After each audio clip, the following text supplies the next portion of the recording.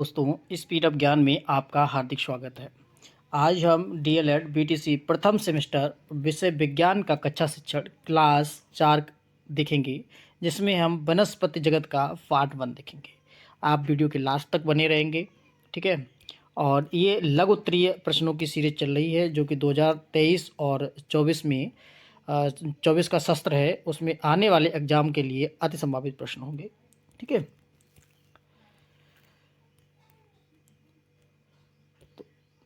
प्रश्न देखेंगे कि अमरवेल, सिंगाड़ा एवं आर्किड में किस प्रकार की जड़ें सहारा देने वाली होती हैं, वे किस प्रकार एक दूसरे से भिन्न हैं। यानी कि इनमें किस प्रकार की जड़ें होती हैं, वो कैसे सहारा देती हैं और ये आपस में एक दूसरे से कैसे भिन्न हैं, ठीक है। तो अमरवेल क्या है कि एक परजीवी पौधा है। परजीवी का मतलब होता है जो पराये जीव पर आश्रित हो या दूसरे पर आश्रित हो, उसे हम परजीवी कहते हैं, ठीक है। जो अपना भोजन चूसक जड़ों के द्वारा, अब ये अंडरलाइन कर लेंगे, चूसक जड़ों, यानी पूछ दिया जाता है कि अमरवेल में कैसी जड़ें पाई जाती हैं, तो चूसक जड़ें पाई जाती हैं, ठीक है।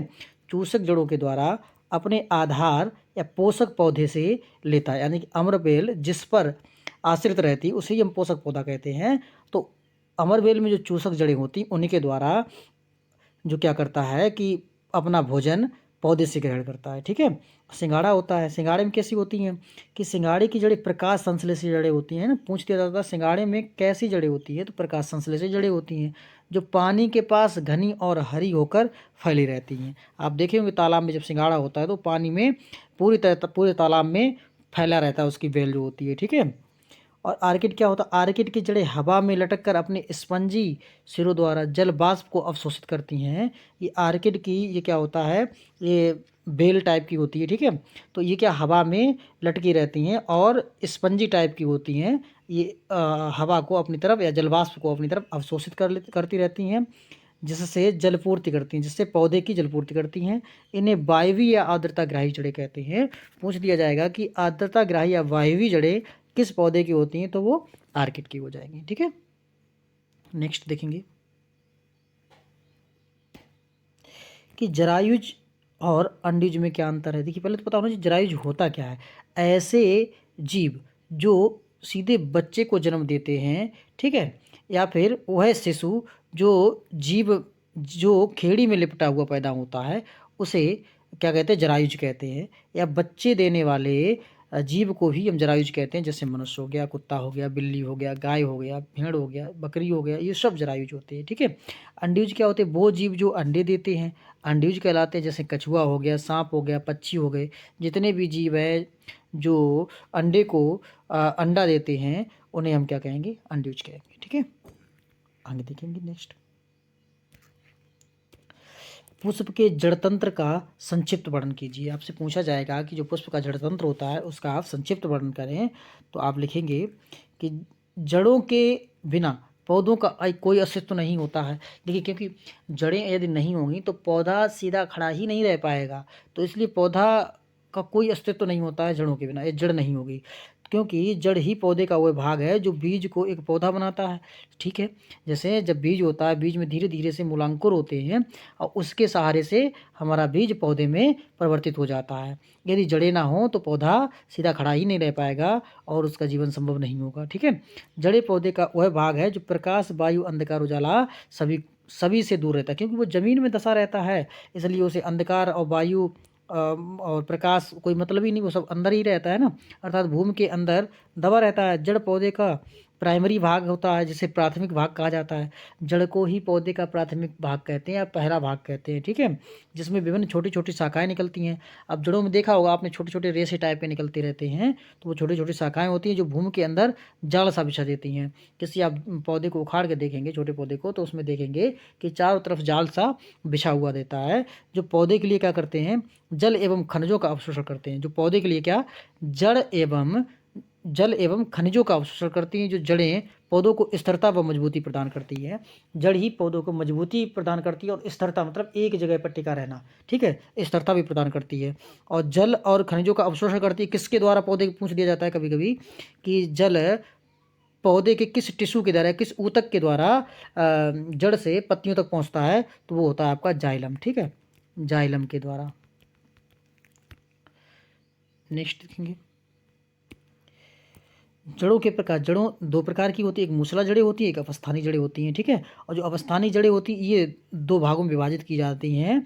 नंबर एक रेशेदार जड़ें और दूसरी कैसी होती हैं, वायवीय जड़ें। आगे देखेंगे जड़ के कार्य क्या होते हैं भाई। जड़ के कार्य क्या होते हैं, ये पौधे को जमीन में सीधे रखती हैं भाई। जड़ नहीं होगी तो पौधा सीधा खड़ा नहीं रह पाएगा, तो पौधे को जमीन में सीधे रखती हैं। भूमि से जल एवं खनिज का अवशोषण करके पौधों के प्ररोह को पहुंचाती हैं, ठीक है। पौधे के जितने भी भाग होते हैं सबको पहुंचाती हैं। क्या, कौन सी, जड़ें। जड़ें, जड़ों से क्या होता है कि एक जाइलम ऊतक होता है। जाइलम ऊतक मिट्टी से जल को अवशोषित करके जड़ों के माध्यम से और पौधों के अन्य भागों तक पहुंचाता है, ठीक है। ये पौधे के तने में वृद्धि करती हैं। जो जड़ें होती हैं वो पौधे के तने की वृद्धि के लिए भी सहायक होती हैं, ठीक है। कुछ जड़ों का कार्य पौधों को फुलाकर खाने योग्य बनाता है। कुछ जड़ें क्या होती हैं कि पौधे को फुलाकर खाने योग्य बना देती हैं, ठीक है। और जड़ें पौधों को स्थायित्व प्रदान करती हैं। जड़ें पौधों को स्थायित्व प्रदान करती हैं, ठीक है। नेक्स्ट देखें क्या है, किसी पौधों के जननांगों का वर्णन कीजिए। अब पौधे के जननांगों का वर्णन करना है तो पुष्प किसी भी पौधे का जनन अंग होता है। जो पुष्प है वो चाहे किसी भी कोई भी पौधा हो, अगर पूछ लिया जाए पौधे का जनन अंग कौन सा होता है तो पुष्प ही होता है, ठीक है। इसके द्वारा पौधे में प्रजनन, अगर पुष्प ना हो तो पौधे में प्रजनन नहीं होगा, तो पुष्प के द्वारा ही पौधों में प्रजनन होता है या पौधे प्रजनन करते हैं।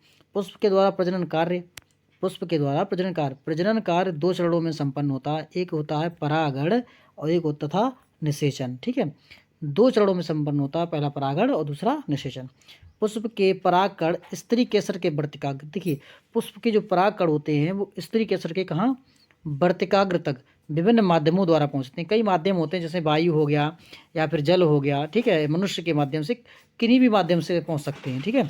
तो परागकण के वर्तिकाग्र तक पहुंचने की क्रिया को क्या कहेंगे। अब जो परागकण हैं वो पुष्प के वर्तिकाग्र तक पहुंचते हैं, ठीक है। ये जो पहुंचने की क्रिया है, ठीक है, यहाँ से और वर्तिकाग्र तक पहुंचने की क्रिया उसे ही हम क्या, परागण कहते हैं, ठीक है। परागण क्रिया दो प्रकार की होती है, एक होता है स्वपरागण, एक पर परागण होता है।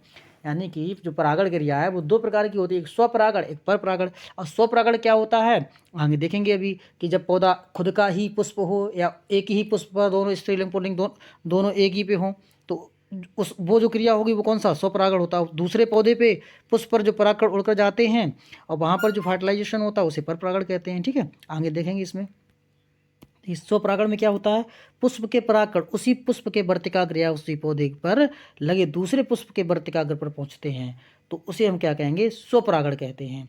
यानी कि एक ही पुष्प, एक ही पौधे का पुष्प हो या उसी पौधे का दूसरा पुष्प हो तो उसे स्वपरागण कहेंगे। पर परागण में क्या होता है कि एक पुष्प के परागकण उसी जाति के किसी अन्य पौधे, इसमें अन्य पौधा हो जाता है, चेंज क्या होता है, अन्य पौधे के पुष्प के वर्तिकाग्र पर पहुंचते हैं तो उसे क्या हम पर परागण कहेंगे, ठीक है। पर परागण के भिन्न भिन्न साधन है ना, सॉरी, परागण के भिन्न भिन्न साधन है, जैसे वायु हो गया, जल, कीट, मनुष्य आदि के द्वारा परागकण पुष्प के वर्तिकाग्र पर पहुंचते हैं। जैसे कोई सरसों का खेत देख लीजिए, ठीक है, तो उसमें ढेर सारे पुष्प होते हैं, हवा चलती है, हवा के माध्यम से एक पुष्प के परागकण दूसरे पुष्प पर पहुंच जाते हैं, ठीक है। या फिर जल के द्वारा पहुंचते हैं। कीट, कोई भंवरा है एक फूल पर बैठ गया, फिर इसके बाद वो दूसरे फूल पर बैठ गया जाके, तो उसके स्पर्श से इसके परागकण इस पौधे पर पहुंच जाएंगे, ठीक है, तो भी हमारी ये निषेचन की क्रिया हो जाएगी, ठीक है। इसी तरह से मनुष्यों के द्वारा पहुंचते हैं। तो वर्तिकाग्र के नम एवं चिपचिपे होने के कारण परागकण उस पर चिपक कर जाते हैं।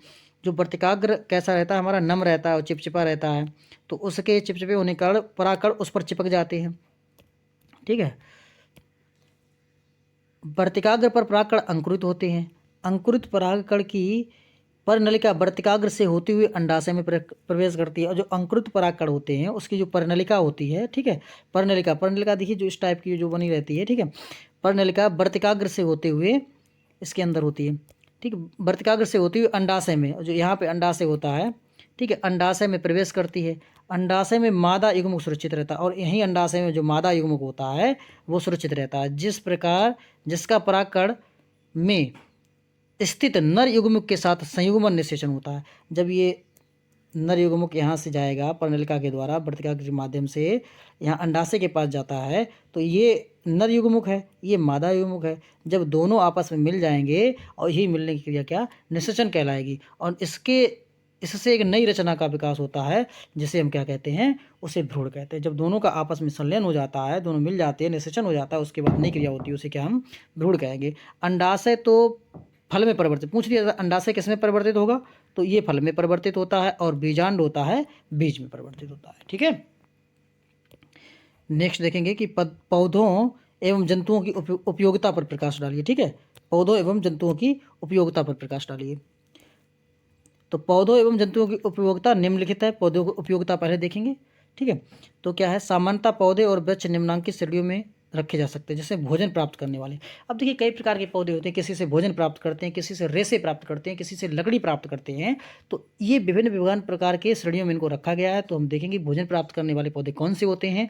तो आप सबको पता होगा, जैसे कि हम चावल है ना, गेहूँ है, मक्का, ज्वार, जौ आदि अपने भोजन में लेते हैं। और सभी भोज्य उत्पाद वसा, विटामिन, कार्बोज के शक्तिशाली, जितने भी भोजन हैं सभी प्रोटीन, वसा, विटामिन, कार्बोज के अच्छे स्रोत होते हैं। ठीक है, और जिनसे हमें ऊर्जा मिलती है भाई। और जैसे अरहर, मटर, चना, मूंग, उड़द, ये जितनी भी दालें हैं, दालों से हमें क्या मिलता है, दालों से हमें प्रोटीन मिलती है। पूछ दिया जाए दालों से हमें क्या प्राप्त होता है, तो ऑप्शनल में पूछ दिया जाएगा, तो दालों से हमें प्रोटीन प्राप्त होता है। और ये दालें हमारे भोजन का एक प्रमुख अंग है। ठीक है, दालें हमें प्रोटीन का मुख्य स्रोत है, इससे हमें 17 से 30% तक प्रोटीन प्राप्त होती है। पूछ दिया जाएगा कि दालों से हमें कितने परसेंट प्रोटीन प्राप्त होती है, तो 17 से 30% तक। ठीक है, नेक्स्ट देखेंगे, रेशे प्राप्त करने वाले पौधे कौन से होते हैं। अनेक पौधे से हमें रेशे प्राप्त होते हैं, जो कपड़े, बोरे, रस्सी आदि बनाने में काम आते हैं भाई। अब जैसे जो रेशे हैं, अब जैसे कपास से हमें क्या, रुई प्राप्त होती है। ठीक है, और रुई हमारे कपड़ों बनाने के लिए कार्य काम आती है।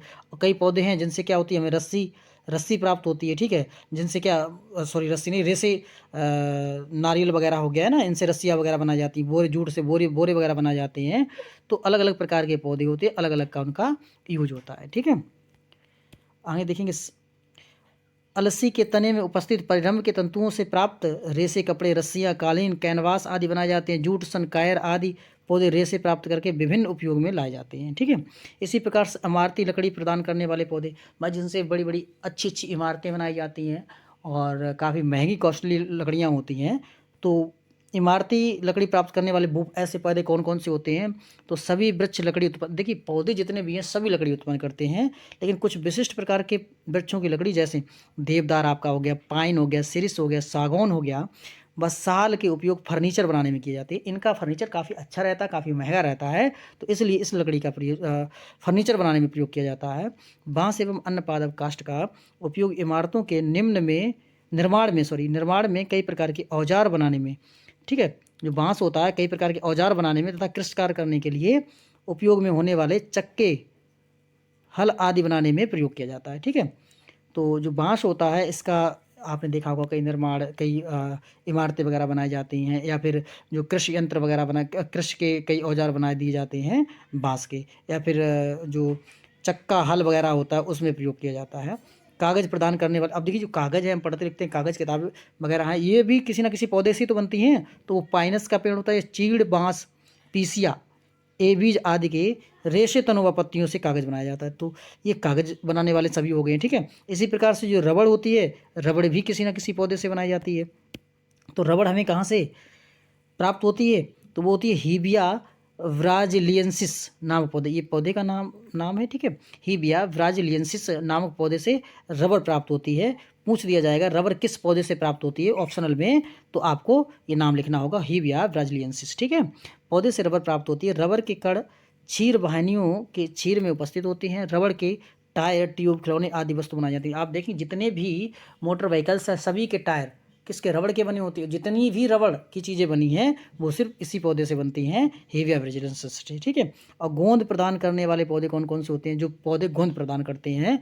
गोंद पौधों में आंतरिक ऊतकों के विघटन से बनता है। देखिए यानी कि पौधा हमारा कैसा होता है, बहुकोशिकीय होता है, और सेल्स से मिलकर क्या, ऊतक बनते हैं। और ऊतक का जब विघटन होता है, आप देखेंगे बबूल या नीम के पौधे को कहीं तने को थोड़ा सा कट कर दें और वहीं से ही गोंद बनना स्टार्ट हो जाता है। ठीक है, तो यानी कि जो ऊतक थे उसका हमने क्या कर दिया, विघटन कर दिया, और जब विघटन कर दिया तो वहीं से हमें गोंद प्राप्त होने लगा है। जैसे क्या होता है कि नीम है, बबूल है, कुमरा है आदि पौधों से प्राप्त किया जाता है। पूछ दिया जाएगा गोंद किन पौधों से प्राप्त किया जाता है, तो नीम, बबूल, कुमरा आदि पौधों से प्राप्त किया जाता है। ठीक है, नेक्स्ट देखेंगे, अब पशुओं की क्या उपयोगिता है। भाई पशुओं की भी तो उपयोगिता है, पौधों की देख ली, पशुओं क्या है, तो कृषि कार्य के लिए पशुओं का उपयोग। देखिए जैसे कि हमारा भारत देश है तो अधिकांश निवासी कैसे कृषि पर निर्भर हैं। किसानों को खेती करने के लिए थोड़ी ही भूमि होती है। भाई जितने भी किसान सभी के पास थोड़ी थोड़ी भूमि होती है। कुछ किसान हैं जिनके पास अधिक भूमि है, लेकिन मोस्टली किसानों के पास थोड़ी थोड़ी भूमि है। तो खेती की जुताई, सिंचाई, बैलगाड़ी, पशुओं का उपयोग किया जाता है। आजकल तो क्या है कि आजकल तो डिजिटल थोड़ा ज़माना हो गया है, तो ट्रैक्टर और सब मशीनों से काम होने लगा। लेकिन पहले आज से 20 साल पहले जाएंगे, 20-25 साल पहले, तो सारा कार्य हमारा पशुओं से ही होता था, हल से जुताई होती थी। ठीक है, कृषि कार्यों में उपयुक्त जानवरों का अधिकांश महत्व है। अतः कृषि और पशुपालन दोनों दोनों एक दूसरे पर निर्भर हैं।